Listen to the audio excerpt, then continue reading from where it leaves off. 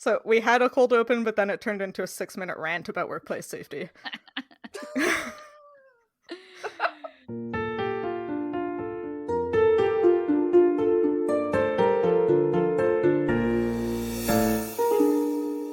Hello, and welcome to another episode of Midlight Crisis, a real podcast hosted by 3 grown-up biologists revisiting books for our teens, and it's totally cool.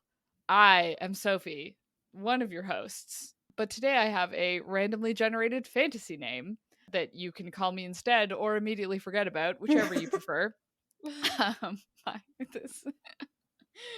it's a good one. My name today is Wilbert Mecha Sucker. Oh god. Oh no. It's a good thing that you're the fan of parasites, because at least that's where my head went first. Yeah, like a giant, you know those fish that are called suckers? I'm one of those. Yeah. But you're Mecha? But I'm like a robot. Yeah. And your name is Wilbert. It's so funny because, like, Wilbert is a name, but this one is spelled Willbert, and so it just looks very funny. Not quite. It's not. Oh, wait. The real name is Wilbur that I'm thinking of. Yeah. So it's Wilbert. That's Dr. Mecha Sucker to you.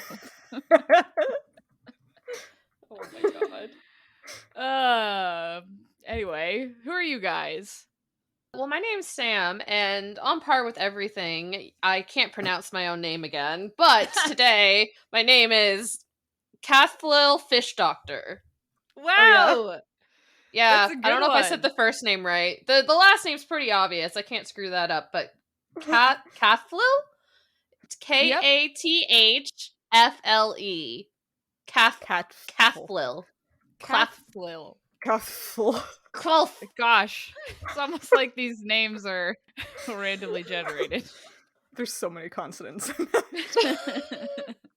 That would be the worst Wordle. Oh my god, right? I literally just thought about how I didn't get the Wordle today because there was too many vowels, and I was like, what?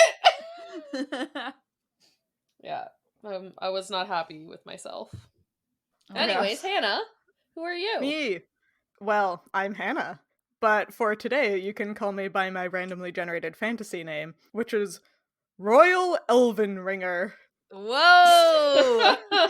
Fantasy as hell. That's Are you sure real that's fantasy. a name and not your title? Yeah. Your job? Listen, it can be both. Okay. True.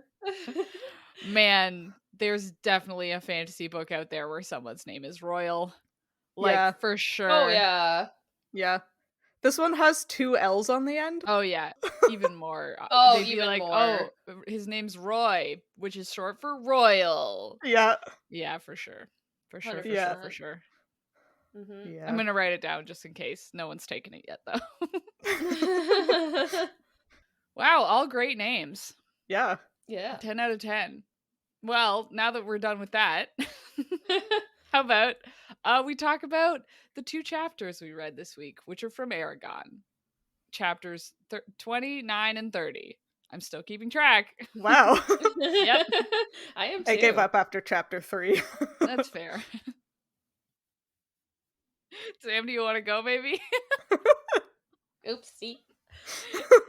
I do. I just zoned out. I can see the St. John's Harbor, like, from my bedroom window, and I was just, like, staring out at it. I'm very sorry. Listen, I could keep talking. I mean, it's annoying that this book doesn't have numbered chapters. No, it's fine. I keep track of the chapters, too. So, chapter 29, a costly mistake. I apologize. A lot happened in this chapter, so let's just, like, get to it. So, our companions depart Tirum and head back on the road.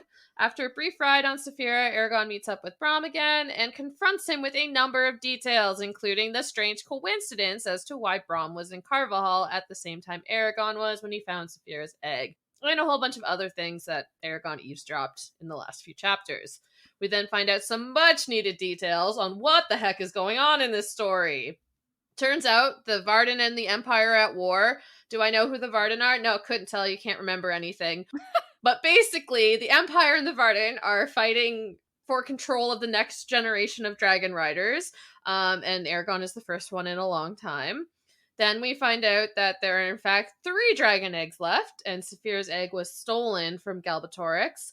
And then we got a bunch of info dump on how Braum and Jode and his whole role in stealing Saphira. And then after all of that, they are attacked by Urgles, where we find out their leader wants to talk to Aragon. Aragon is hurt. Saphira tears an Urgle in 2 and then takes Aragon to the sky, where he passes out or falls asleep, or, just like whatever. He passes out into the next chapter. Whew, that was a lot. He passes out into the next chapter. It's really good. You're welcome. In the next chapter, Vision of Perfection, Aragon wakes up after 2 days in a magic hangover and in a splint, and finds himself alone in a camp. He wanders around in the woods for some reason until he finds a small pool of water, whereupon he decides to try scrying, again, for some reason. He sees Braum riding Saphira and Roran sitting in a chair, and then he's like, lol, what if I tried scrying something I've imagined? JK, unless. So he scries the woman he dreamed, and somehow she makes eye contact with him through the scry? Yeah. Yep. When Saphira and Braum return, he learns that they've been hunting down the Urgles that Aragon failed to kill so that they won't report back to their mysterious master. Braum is, as expected, incredibly upset with Aragon's decision-making and resolves to try to teach him some tactics and discretion as they move forward.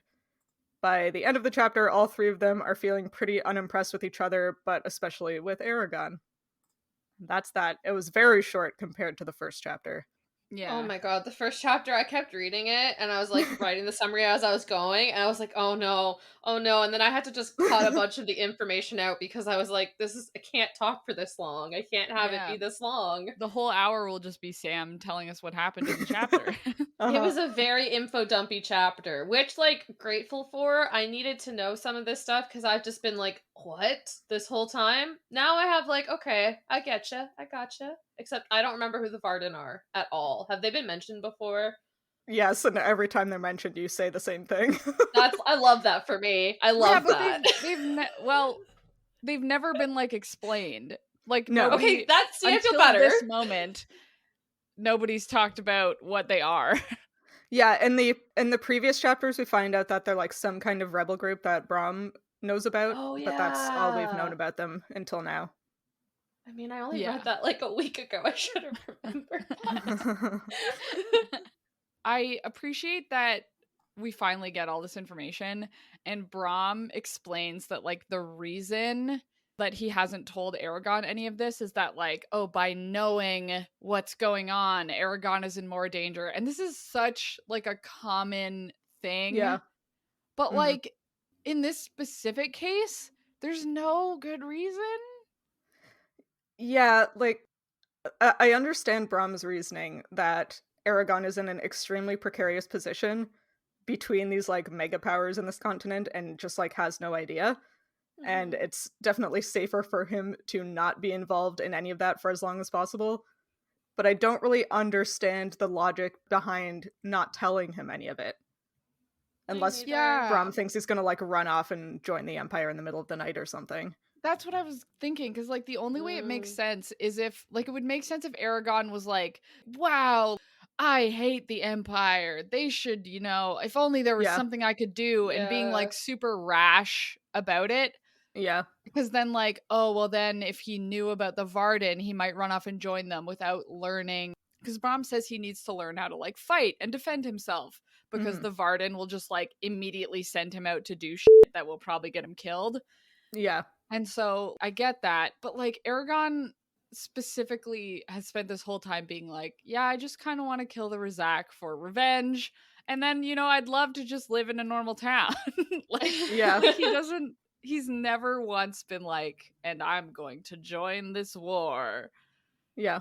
So, Is Braum pulling, like, the whole Dumbledore thing where, like, he just thinks that he's, like, automatic? Like, because in In the 5th Harry Potter book, Dumbledore, like, basically, like, alienates Harry because he's, like, he thinks that he'll just, like, turn over to Voldemort, or, like, if he looks into his eyes, he'll see Voldemort, and, like, doesn't trust him at all, and I'm like, is Brom doing, like, the same thing? Like, does he just think because Aragorn's, like, young and a rider that he's just gonna automatically be drawn to Galbatorix and the Empire? I don't know.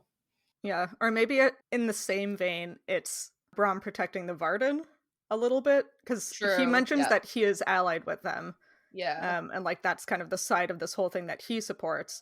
And we don't have a ton of knowledge on, like, the more sophisticated uses of magic in this world, but it stands to reason that Galbatorix probably has some kind of, like, mind-reading, hypnotic sort of power. Like, he managed to get Shuriken, like, under his thumb, which is a wild thing. So it could be partially that Brom doesn't want Aragon to know anything about the Varden in case Aragon is captured by the Empire. That's an excellent point. He doesn't say anything to that effect, so that's just me trying to justify this. Yeah, I mean, and, like, it still doesn't explain why he didn't talk about this dichotomy first, you know? Yeah. Like, that the Empire and the Varden are going to be fighting over who gets Aragon, basically. Yeah. Yeah, it's been very bold of him to take this dragon rider who clearly, from this chapter, the Empire and the Varden at least both know that there is an egg out somewhere, if they didn't outright know that the egg has hatched and there is a new dragon rider. It's very bold of Brom to assume that he by himself can both keep Aragon and Saphira in the dark about everything that's happening around them and also protect them from all of these different forces that are at work vying for their loyalty. We've already seen, like, in Tyrm, Aragon just wandered off and started talking to somebody. You know, like, Brom isn't able to be watching Aragon all the time and, like, policing his every move and thought and person he talks to. Also because that would be bad. Yeah, that would be and so, like, there could have been an opportunity for someone to just be like, oh yeah, oh, you should join the Empire, and Brom would just never know. Yeah. So, I don't know. He's not really doing Aragon much good by, like, not giving him kind of the heads up that he needs to be prepared.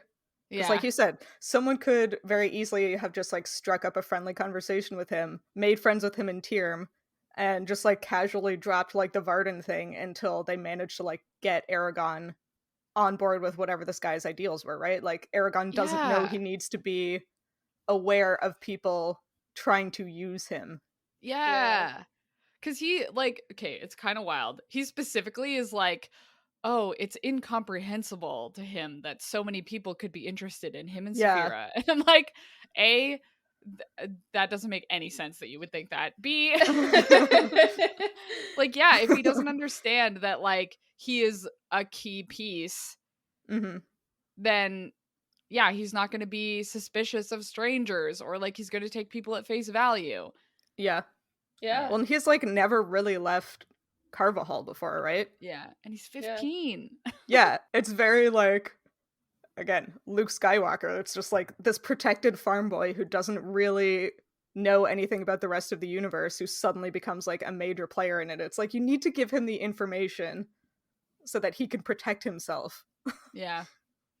But, like, we have seen it time and time again in fantasy where, like, the mentors just don't prepare the young teenager properly. Like, and it ultimately leads to character development later on. But at the same time, I would love to just see, like, for once, the wizard mentor character actually be helpful so the main character doesn't need to go to therapy.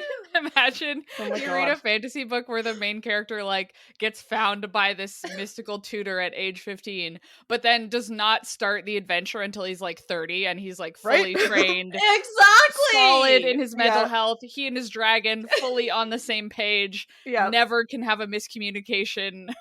Like, we so often, like, so often there is, like, a prophecy that alludes to a chosen one. I know not in this specific example. Yeah, I guess it's kind of been, like, undertone, like, alluded to because his name is the same as the first dragon rider, right? Yeah. But usually in these situations, you have a prophecy, and usually it's kind of pretty obvious who the prophecy is talking about. So why the do we keep these people in hiding? Or like I get letting them have a childhood, but it's like, let them have their childhood. They're 15, 16, which in fantasy land is you're basically an adult. Like, go prepare them instead of sending out these kids that haven't been. I'm just mad now. I'm gonna stop falling ahead. The older I get reading, especially like YA fantasy, but just kind of in general, the more I get frustrated by the lack of like competent adults. Yeah. Right? These kinds of stories. Like, I'm like, really? There's no need for a teenager to have to be the one to save the world. Like, None. No. None whatsoever.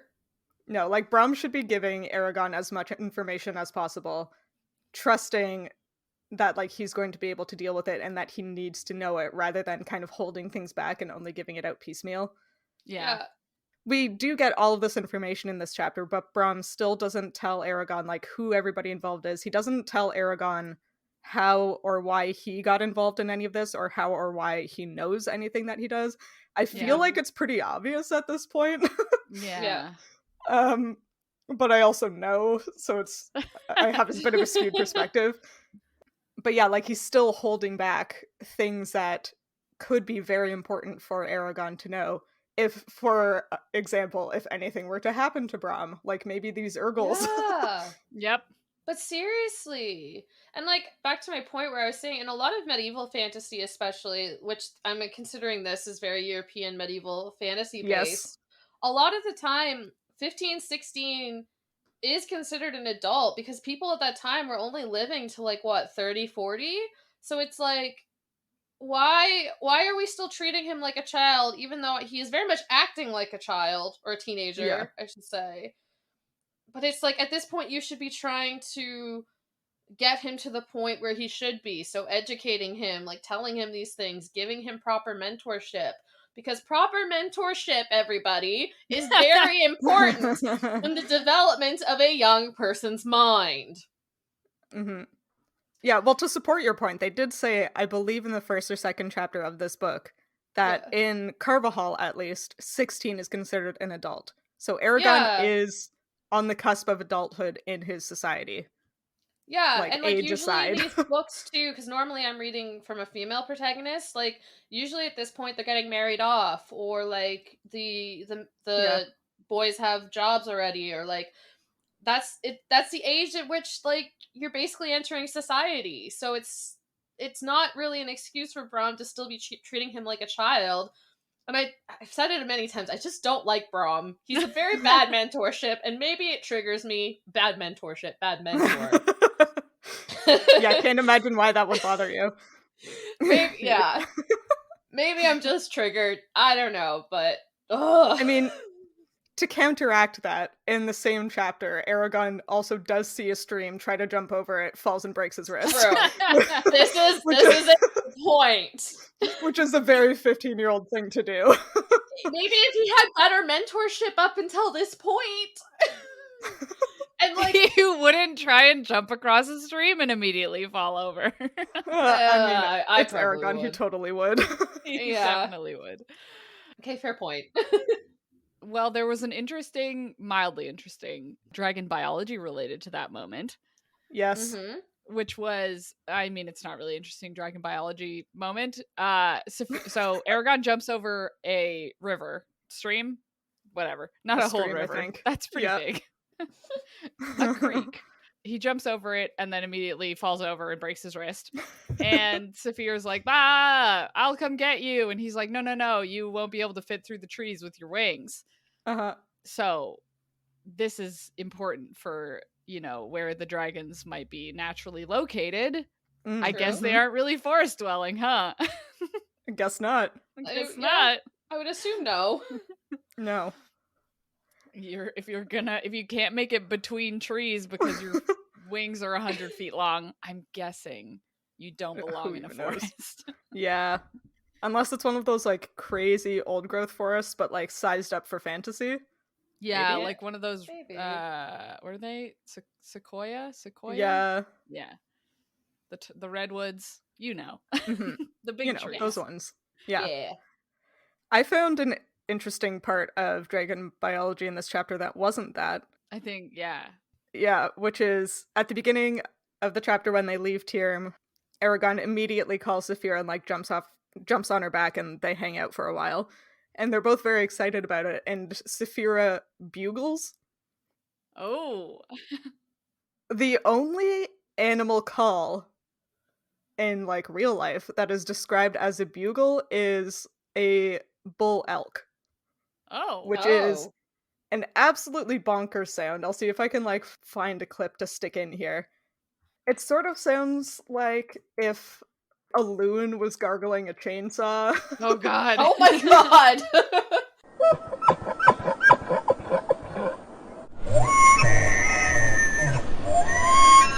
Oh my god! Yeah, it kind of covers the whole range from like a whistle down to what you might associate as like a growl.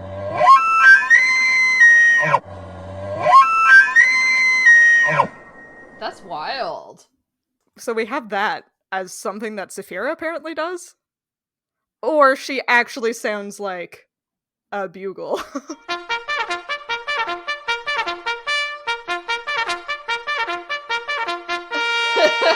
Maybe it's like, the only thing I can think of is like Parasaurolophus. The like... What? the dinosaur that has like that crest. Oh, the crest? Okay. The tube crest. Like in Land Before Time, like Ducky? Yeah, like Ducky. Oh, Ducky! Yeah. You know, Parasaurolophus. Yeah. I don't know if it's like fully... I don't think it's proven. Obviously, you can't necessarily prove these things. Uh-huh. But like one thought is that crest is used to like produce sound, like, or amplify sound, like a resonating chamber. So maybe she's got something like that. Yeah, I did try to also look up like dinosaur vocalizations, and I don't know enough about any of this. Yeah. But a lot of what I was seeing was also, nobody knows very much about this, but there is a current theory that a lot of them were like closed mouth vocalizations, which tend to be a lot deeper and travel farther, which would be good for if you're a bunch of dragons flying around. An example of that, if you've been listening to this podcast for a while, are those crocodilian bellows that we were getting a little horny about during Twilight. The Twilight era was a weird era. This one's totally normal. Nothing weird here. But that would be very interesting as a potential dragon vocalization. There's always like the thing, I think there's been a couple recent things where people are like, oh, dinosaurs based on their throat structure and stuff like that probably sounded like ducks. Yeah. Or like that family, like ducks and geese. Just like a real deep honk. Yeah. So also, but, you know, amazing. Also great if you think about it. I just remember one time I saw someone make an art, make a comic, I guess, of like a raptor, but like having sound mimicking. And it was just like the most terrifying image because it was like, imagine this, but in Jurassic Park, and you're just like in the forest, and there's like something mimicking human voices out in the trees. Anyway. Oh my god. Especially if, for some reason, if they did it in like a parakeet voice, you're just like, God, hello! And you turn around and it's a whole ass velociraptor. Yeah. Ah! It's okay, velociraptors were like turkey sized. Don't even worry about it. Wait, actually? A turkey could kill me if it wanted to, especially if it had serrated claws like a dragon. Yeah. Damn. I mean, there were bigger ones. Like, I think Utah Raptor and... Yeah, that was a big one, eh? I think there were bigger ones, but... Velociraptor specifically, it was just a little guy. Just a little guy. While we're talking about winged dinosaurs... Yes. So there's a moment where Saphira comes down out of the clouds and bugling. No, this was before. Sorry, I know. Yeah, she has a trumpet and she's just doing a cool song. And it says, the sun shone behind the thin membranes. Yeah. So I feel like we've assumed she has like bat-like wings. Yes. But I think this is the first time where it specifically says like membranous wings. Oh. I can't remember. With veins. Anyway, Yeah. it's like they're translucent and silhouetting the dark veins. So anyway, I don't think I've mentioned this before, which is absolutely insane because it's my favorite dinosaur, but she probably has wings like Yi Chi, which is me? yeah. So there was this dinosaur discovered in 2015, I think, that has bat wings. Oh, Okay. Is that like famous fossil or not? Yeah, it was I think like, I know which one. Yeah, it's famous, but also you guys probably heard me yell about it a lot. I was so excited about Yi Chi that I had the date of the paper published, like that the paper was published, saved in my calendar. Oh my god! So I could remember it every year. Okay. It was exciting. Damn.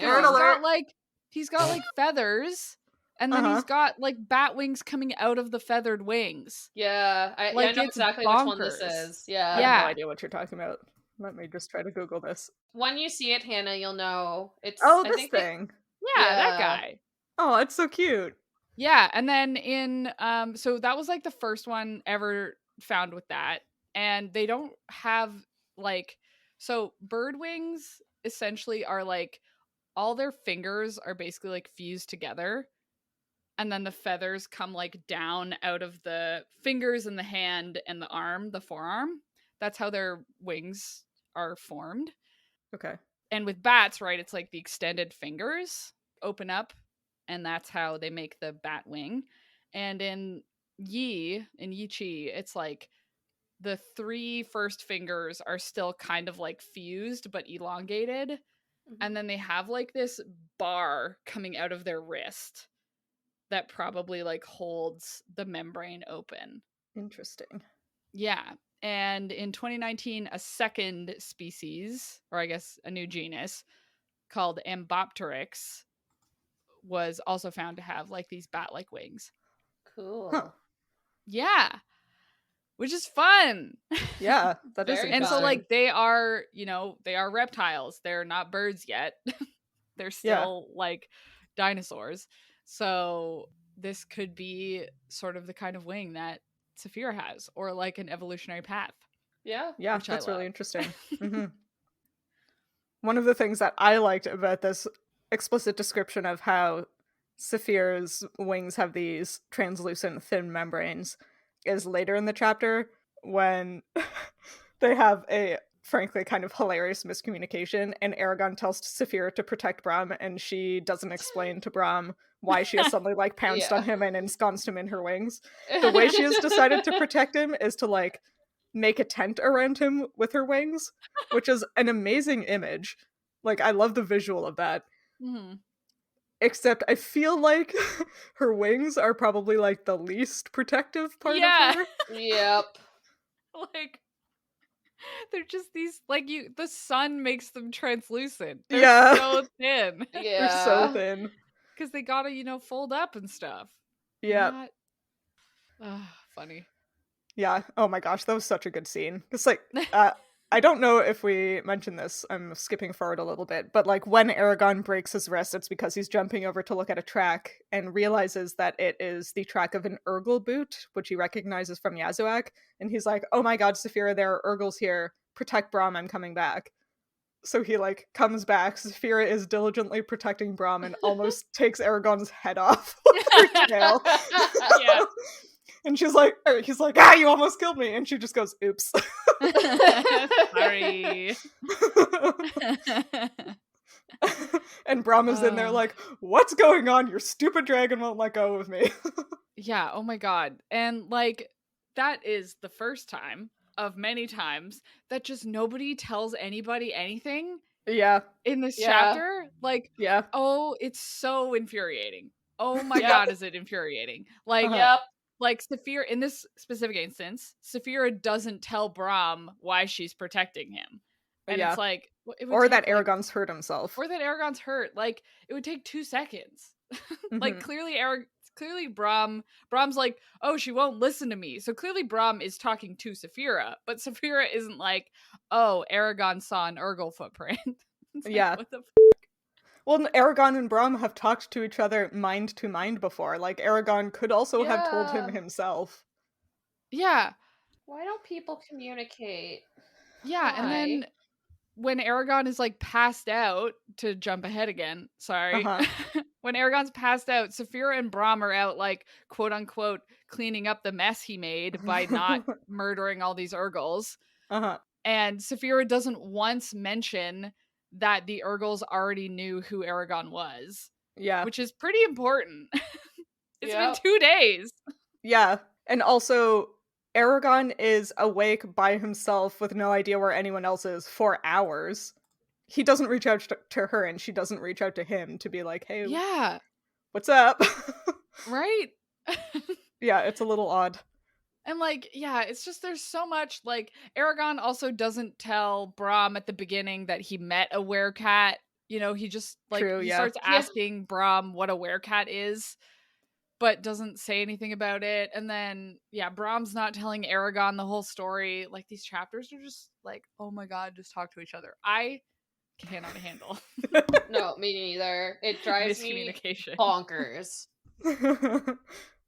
Have you read Winter's Orbit yet? I'm guessing not. No. Damn it. Fine. Don't worry about it. Oh no. Yeah, it's just so infuriating. Like, I can understand a miscommunication trope to a point, like if it's one time, right? And it's like something, but this book is just constant miscommunication to further the plot. But like a lot of it doesn't even help the plot. A lot of it is just useless. Like Yeah, like there's no reason that, like you said, Sophie, Brahm should have come back from spending 2 days hunting with Saphira and not have known what was going on. Yeah, because like they're specifically hunting the Urgles that talked to Aragon, and so Saphira should have been like, oh yeah, they like he knows that they talked to him. Like, she told him almost everything, apparently. Yeah. And then the other infuriating one is that Aragon doesn't tell Saphira what his plan is when he sends her down to talk to the Urgles. Yeah. Like, we establish in this chapter that Saphira can send images. Yes.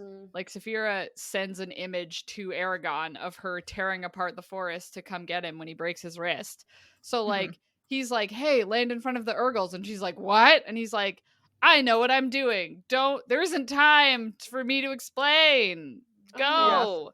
And it's like, there is time. Because she has to dive down. So you could be like, here's what's happening. You know what stuff like this makes me think of, though? Because you know how, I think we've talked about this before, how, like, some people think, like, constantly, like, have a constant monologue, and some people just don't have an inner monologue at all. Because, like, if I put myself in this situation, I would be, like, my brain would be racing so fast that, like, I feel like everything would just go right to Saphira if that's, like, how Aragon's brain works. But maybe it's just that Aragon's brain doesn't have that constant inner dialogue, so like he has to actually like think thoughts. I don't know, is this making any sense? Yeah.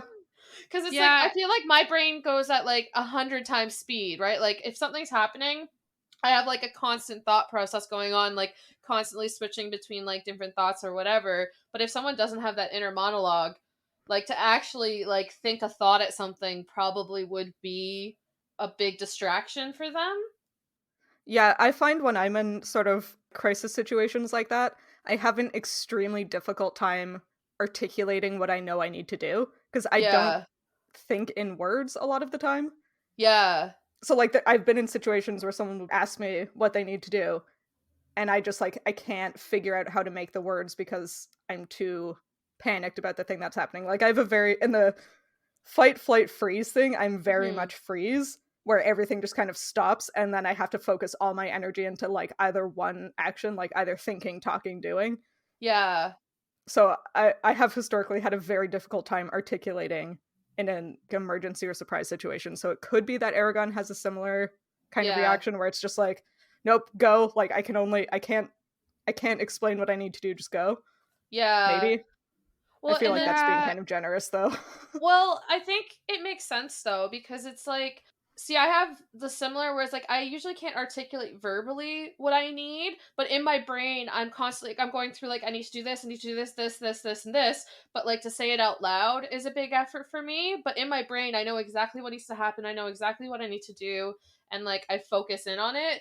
But to verbally articulate it, I wouldn't be good. So that's like if someone was directly in my mind, it would be a lot easier to like figure out a crisis situation. So I feel like Aragon's more along your lines, Hannah, where it's just like he can't articulate, and so it's just like, yeah, Saphira doesn't know what to do.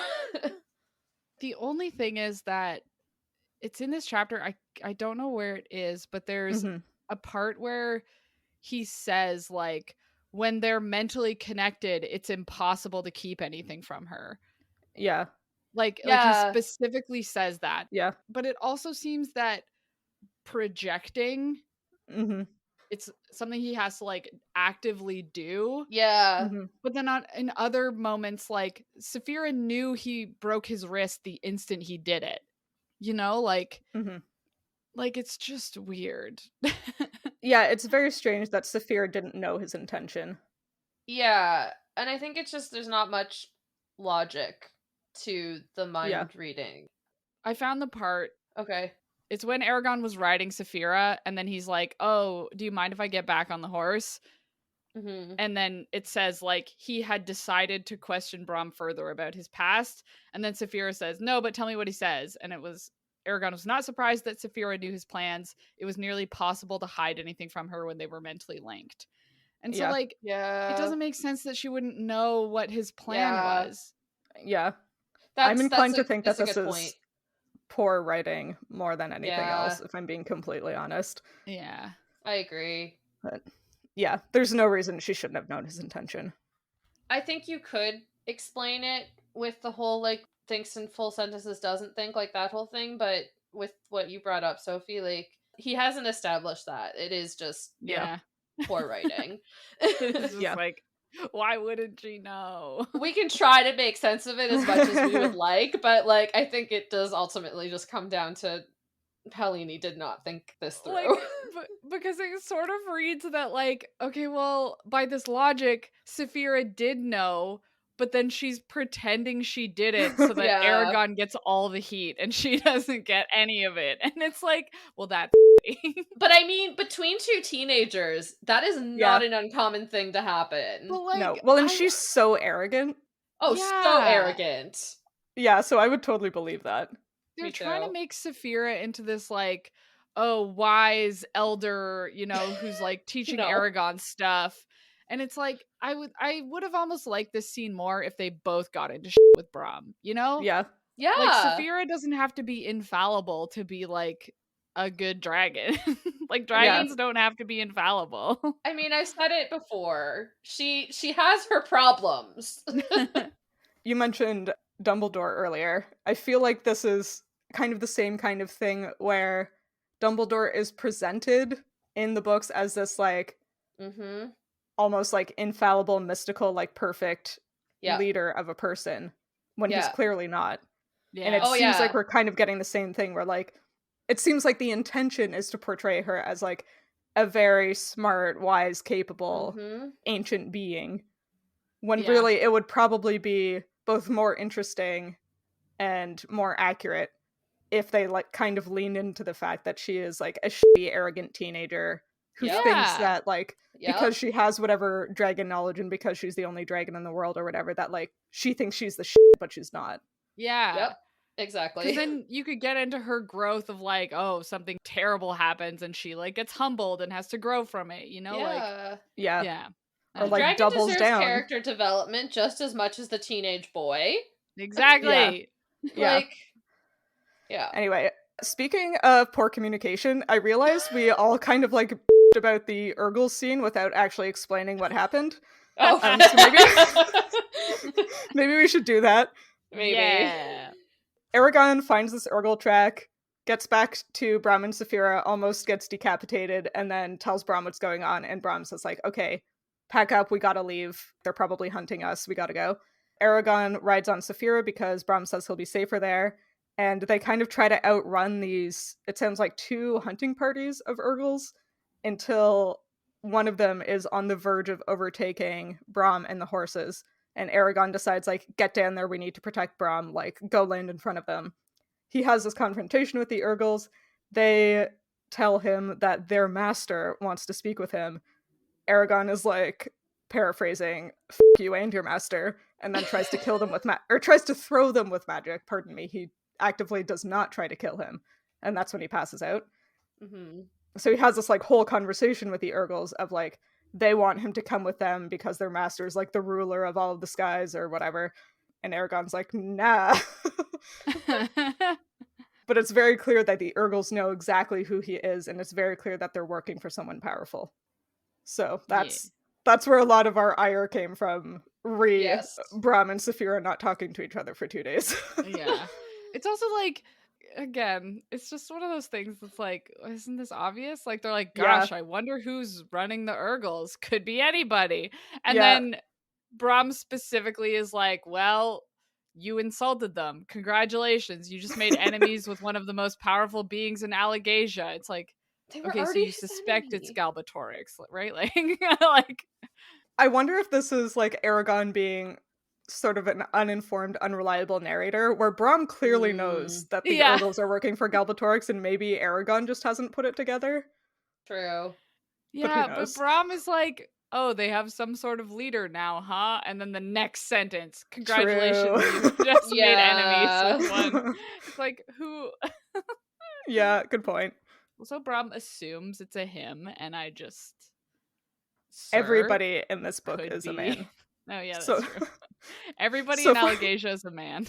So far, Angela. The only female characters have been Gertrude the healer, Angela the witch, and Helen the who's like... she's married to Jode, mom. And yes. But, like, there's been 3 scenes with Helen so far, and in all 3 of them, all she does is glare at Jode and be really mad at Brom and Eragon for existing in her house. That's all she's done. That's true. Yeah. It's like, it's weird. It's so weird. She's, like, so, again, like, bitchy for no reason. Yeah. And none of them have talked to each other. No. It's almost like they're having bad communication. Yeah, imagine. Almost like that. Miscommunication? Yeah. Oh, we don't know her. No. Can you imagine that a 15-year-old boy would write a book that, like, hinges on poor communication? Like, weird. Isn't that crazy? I'm so shocked. So shocked. The second chapter, after this all happens, Eragon passes out, and the chapter ends, obviously. And then the next chapter starts when he wakes up. Obviously. The first sentence, because, like, he passes out in Saphira's claws. No, he passes out while he's riding on her and falls off of her, and then she picks him up. Oh, I had to read that a couple times. I missed that. Yeah, oops. Wait. Yeah, no, I thought she just picked him up. I thought at the end, because it says Saphira took off again. I thought it meant that Eragon was still being carried. Yeah. When he tries to do magic at the Urgles, he super overextends himself and passes out and falls off of Saphira, and she kills some Urgles and then picks him up and flies away. But then it says she landed. Eragon was dimly aware of Brom talking with her. A decision must have been made because Saphira took off again. And then he passes out. So is she still carrying him, or does she and Brom leave at that point? I think she's probably going to, like, get something. Okay. Anyway, that's not the part I was going to talk about. Because the chapter ends and then he wakes up. So he's, like, either just deposited on the ground or in Saphira's claws. Either doesn't matter. But then when Eragon wakes up, it's like Eragon twisted under the blankets, reluctant to open his eyes. And I was immediately like, they're in Rivendell. Like, they've done it. This is gonna be where he wakes up in the elf town. Oh, I didn't even put that together. Damn it. Yeah, I didn't think that. Yeah, but then they weren't. They were in a camp and nobody was there. No. Oh, but yeah, for true. 1 second, I was like, there for a minute. What happened? Yeah. One of the things that I had a difficult time putting together through the whole chapter, that maybe one of you picked up something I missed, is I don't know where Saphira's saddle is. Yeah. Because at the beginning of the chapter, when Saphira, like, bugles and dives down from the sky, or sorry, she dives down from the sky, gets Aragon, and then bugles. Yeah. He's riding her bareback. Yeah. And it doesn't tear up his legs, but maybe that's just because it's a few hours. That's not important. But yeah, he's riding her bareback, and then it's mentioned both there and then earlier when they were talking about the saddle in previous chapters that, like, the saddle has leg straps to keep you attached to your dragon when you can't hold on, like, with your arms or something. Yeah. Which also means that Aragon is not in the saddle when they're being chased by the Urgles because he falls off of her when he passes out. Yeah. So where is why the saddle? did they take it off? Like, where is it's it? like, why doesn't she just have it on all the time? Yeah, because either she has to carry it or one of the horses has to carry it, right? Yeah, so why not just put it on her? Maybe it's, like, attached to, like, her hind leg somehow or something, or, like... But then it would or be, the like, horses have flapping it? in the wind, yeah. Yeah, like, if it's going to be put anywhere, the most, like, efficient place to put it would be on Saphira's back where it's supposed to be, because it's built to fit there comfortably and to stay on. And if she's, like, the size of a house or whatever size she is now, like, that saddle is huge. That it's gonna fit on a horse. Like, no, and they'd have to, like, roll it up or something. Like, they'd have to do something with it to put it on a horse, which would make zero sense. Yeah. And they would also have to do something with it for Saphira to carry it without wearing it, which doesn't make sense because she could just wear it. I get that with, like, horses and stuff, you're not supposed to, like, leave them in their tack all the time. No. But given this situation and circumstance... Yeah, and, like, chances are the horses have been wearing the saddles, like, during the full traveling day, and they also have people on them. Yeah. Well, and I think you're supposed to, like, keep your horses kind of always tacked up when you're traveling, because you could have to run at any moment's notice. So it's like you always kind of have to have them ready, and then once they're back at a stable, you take all their tack off. But that makes no sense. I think we have just another example of bad writing, and I feel like the saddle will probably just show up randomly without any explanation. I don't think it's necessarily bad writing because he specifically mentions that it's not there. Okay, yeah, fair. I think it's just a case of, like, he wants Aragon to be able to fall off of Saphira, you know? Like, he has to fall off when he passes out for the drama. So, right, like, it's the exact same thing with, like, he broke his wrist so that he wouldn't be able to fight the Urgles with a sword, right? Like, the only reason he broke his wrist is for this one specific plot point, and I bet it's going to heal up extremely quickly and perfectly. 100%. Like, as soon as they're done, they're in the next chapter. Like, Like, I could see with the Urgles scene, I'm still talking about the saddle. But, like, he did have to, like, jump on her and get up and away really fast, so, like, maybe there's something... Maybe the saddle is so complicated that he, like, can't strap in easily in the air and would have to, like, do it on the ground, or, like, maybe he's not very practiced at it yet, so he just, like, jumped on the saddle and was just sitting on it and didn't strap in, and that's why he was able to fall off. That still doesn't explain where the saddle was when he was riding her bareback earlier in the same chapter. Yeah. And didn't have his legs torn up. A fun moment about that, which you I think talked about a bit earlier, but she, like, so she bugles, and then she soars in a great loop, and Aragon doesn't fall off because of centrifugal force, but, like, it doesn't specify the loop she does. So, like, if she loops up, then it's like a roller coaster, right? And you're, like, he's pressed into her, but if she, like, dives down, Aragon would just be, like, flung off. So, like, because at first it was just like, she soared in a great loop, and it's like, wow, I can't believe I fell off, and I was like, you should have. I also like that Aragon says, wow, I can't believe I didn't fall off. And Saphira's like, yeah, me neither. And I'm like, you were just gonna fling him off your back. You were so excited to see him. You were gonna fling him into space. You were gonna murder him by launching him into the stratosphere. Like, that's not really a great... It's like when dogs are so excited to see a person that they, like, punch them right in the guts. Like, we've already established, again, okay, this is actually a problem that we also need to touch on. She has serrated claws. If he was falling and her grabbing him would be bad news. Yeah, it would tear him in half. Which is also when she's carrying him when he's passed out. Also bad. Yeah. He somehow still has, presumably, at least most of his skin. Yeah. I mean, 2 days will heal you right up. Yeah.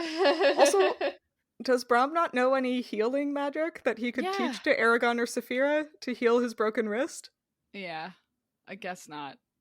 Probably that seems like something that you should be able to do, especially like if he's able to set it in a splint. It's not like he has to rearrange things. He just has to, encourage bone to grow faster, right? Don't worry, that'll be the next chapter. Yeah, true. They might learn how to do that later. Yeah. Maybe it just takes a lot of energy and Eragon doesn't have that yet. Urgles, yeah. Or I have a sneaking suspicion because the only healer we've seen has been a female so far, correct?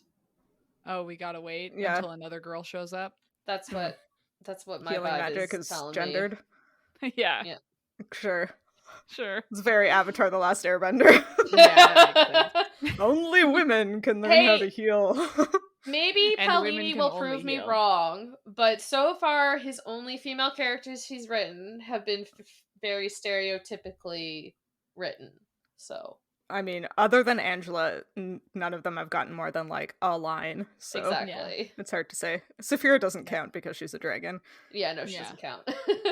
And she, like we were talking about her lack of character development so far. She's like half a character, half a plot device.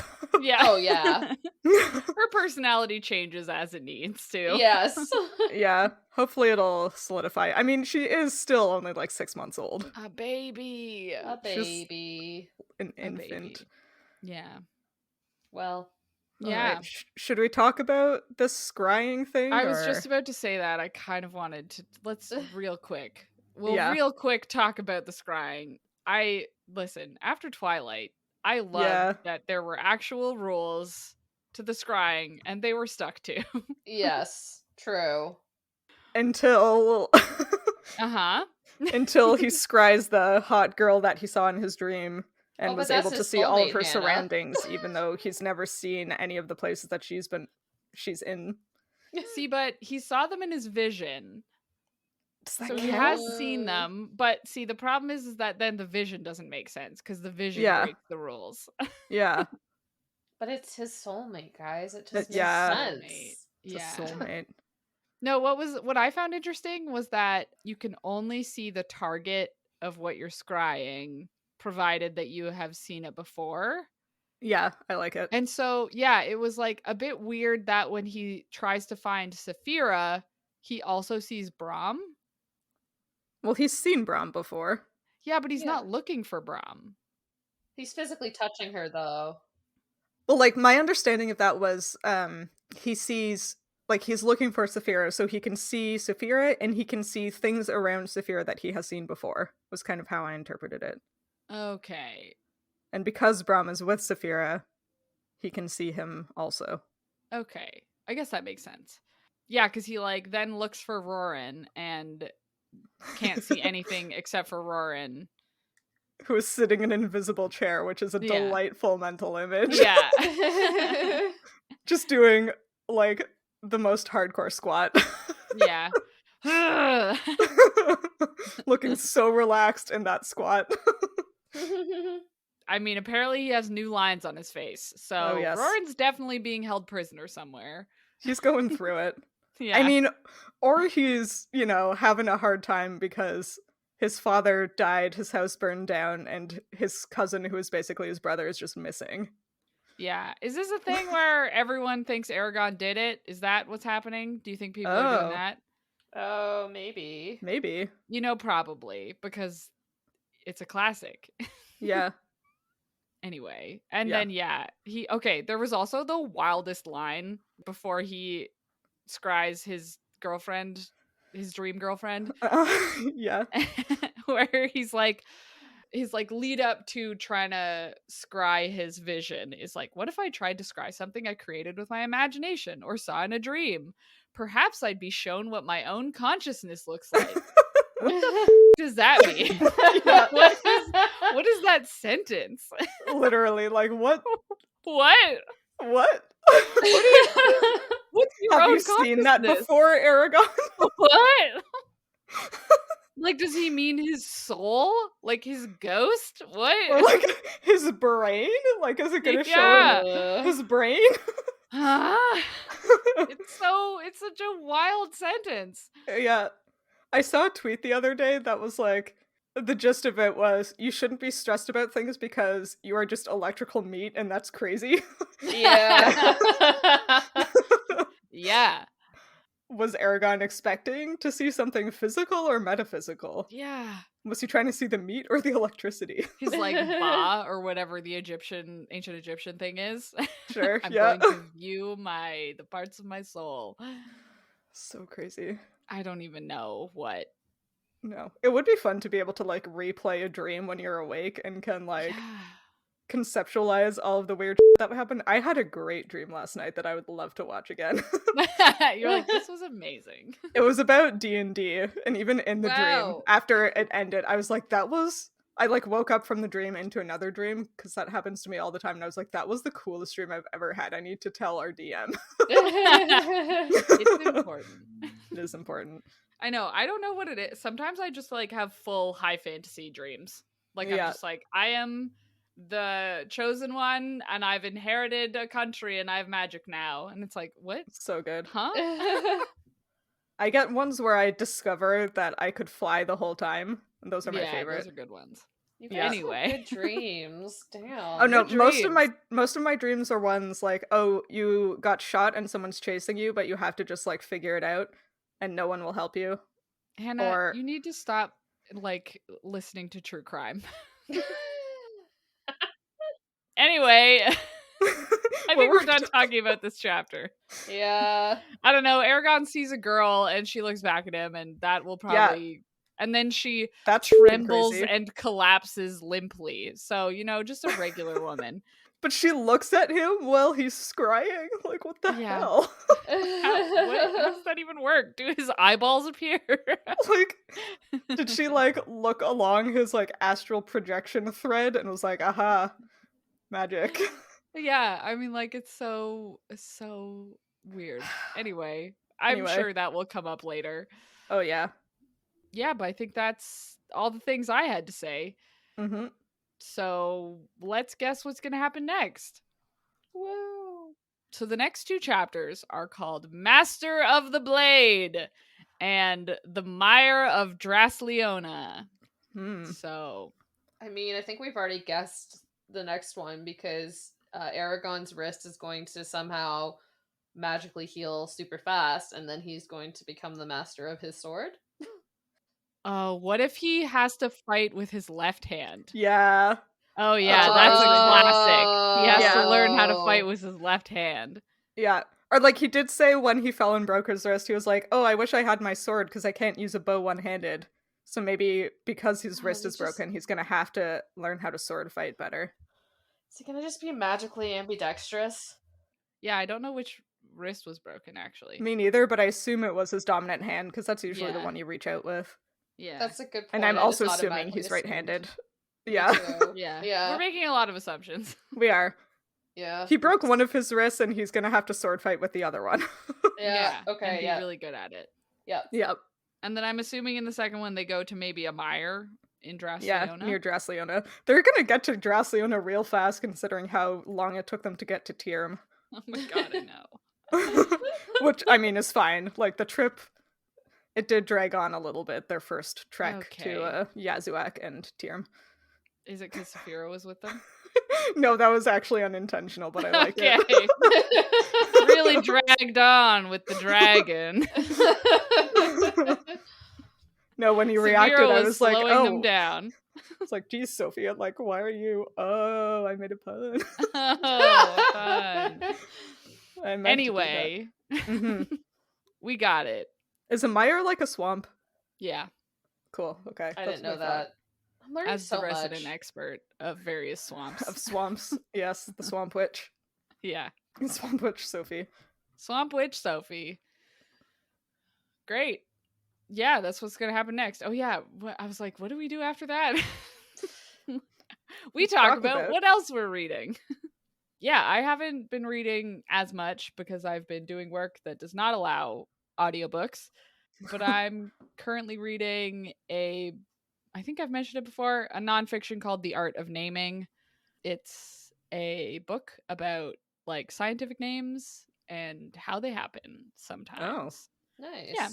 And then I am also reading, I just finished another Mercedes Lackey called Phoenix and Ashes. I'm reading her whole Elemental Magic series, I guess. I don't have anything to say about them, though, so why don't you go, Sam?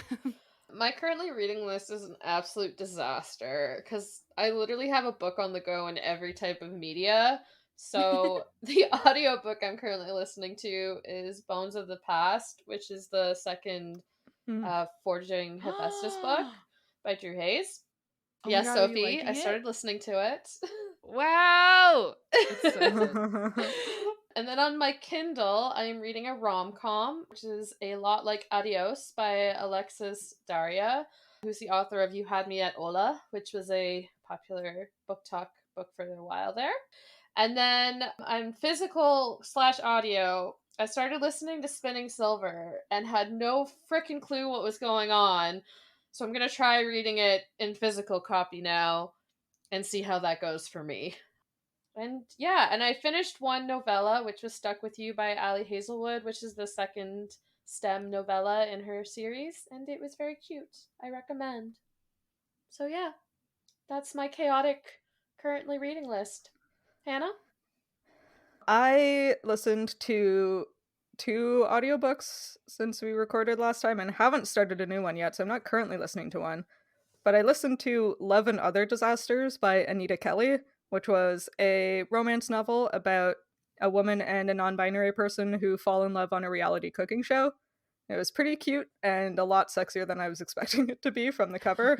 Oh, damn. The cover made me think it was like a rom-com book, but it was just like a romance book. And I listened to The Near Witch by V.E. Schwab, which was her first novel, and it's been out of print for a while, and they like brought it back when she got super popular. And I know why it was out of print. It was not very good. Not that good? I bought it. Nope, I wouldn't recommend it, personally. Oh, damn, okay. It was extremely generic YA, which was kind of disappointing because it's V.E. Schwab, and she's so good and so creative with her other work. Yeah. So I'm going to listen to whichever audiobook comes from the library next. We'll see which one that is. But I finished A Closed and Common Orbit, which I mentioned last time. That one's by Becky Chambers, and Sophie and Sam, you both told me that the ending was extremely good, and I agree. It was extremely good, and it made me cry. Right? Yeah. I liked it. I liked it a lot. Yeah, it was such a good ending. It was so cute. Yeah, it was so cute. So I started the third one in that series, which is The Record of Spaceborne Few, but I'm only about a third of the way into that one because I got Legends and Lattes by Travis Baldree, and I had to read it. Yeah. Because the tagline for that book is a novel of high fantasy and low stakes, and it's about an orc who retires from adventuring and mercenary work and opens up a coffee shop, and it's oh my god, so good. I love that. It was really cute. So good. I thoroughly enjoyed it, and I definitely recommend it. It was very cute. So that's what I've been reading. I do have our April book for the Midlight Book Club on hold at the library, and it says it's available soon, so I'm hoping that's the one I get. And that one is Anxious People by Frederick Backman, which Sam recommended for us, and it sounds very interesting. And the title alone, very on brand for us. It's very on brand. It's not a fantasy, which is No. kind of refreshing for us in our book club, because that's what we usually read. Is it also a standalone? How exciting. It is a standalone. Right? Can you imagine? Yeah. Wow. Whoa. Not starting a new trilogy. Thank God. We need that. Yeah. when we were planning out like the first couple months of our book club, we were like, okay, we're gonna try and branch out. We're looking for standalones, and then every single book we suggested was like, it's the first one of a duology, it's the first one of a trilogy, and we're like, it fine. Yeah. Well, I think we did okay. Both our January and February books were standalones. Sorry, January, March. February is January, not a March. standalone. Yeah, I was like, February was Black Sun, wasn't it? Yeah, sorry. I was like, I'm very behind on our book club. I didn't mention it, but I am currently reading Black Sun. But yeah, sorry. Our January and March and April are standalones. So yeah, and then nothing there's else. no more for the rest of the year. Those are all the months of the year that we're going to talk about. It's fine. It's fine.